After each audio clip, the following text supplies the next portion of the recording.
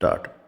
महोदय, मनुष्य ने जिस समय से खेती करना सीखा उस समय से ही खेतों के लिए खाद और सिंचाई करने के लिए पानी की आवश्यकता का अनुमान हो गया था।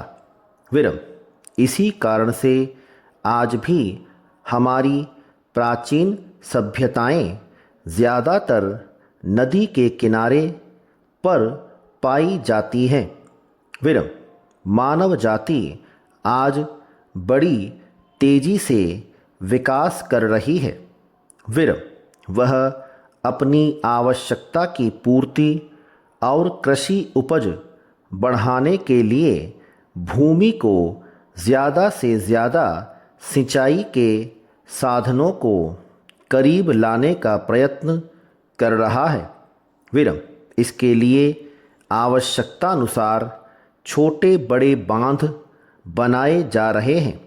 विरम बड़े बांध बनाने से अधिकतम जमीन डूब में आ जाती है, जिस कारण अनेकों गांव, जमीन और आबादी प्रभावित होती है।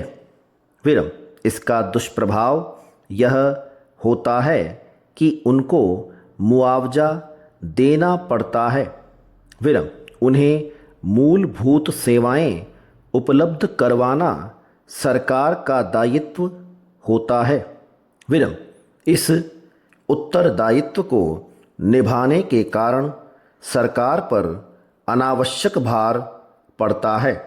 विरम मैं चाहता हूँ कि विस्थापितों को उचित मुआवजा और मूलभूत सुविधा प्रदान कर दी जाए। पैरा भारत में गरीब, बेरोजगार लाखों लोग रोजगार की तलाश में इधर उधर दर दर भटकते रहते हैं। विरम मैं यहाँ जिक्र करना चाहूँगा कि राजस्थान, गुजरात एवं अन्य प्रदेश के लोग पानी की कमी के कारण अपने परिवार एवं जानवर सहित जहाँ पर पशुओं के लिए पानी और चारा उपलब्ध होता है वहाँ पर चले जाते हैं। विरम पानी की पुनः उपलब्धता होने पर वे अपने गंतव्य पर वापस आ जाते हैं। विरम प्रत्येक वर्ष बिहार, उड़ीसा एवं दूसरे प्रांत के मजदूर पंजाब में खेतों पर मजदूरी करने के लिए चले जाते हैं। विरम खुली सड़क पर जन्म लेना और वहीं मर जाना उनकी नियति बन गई है।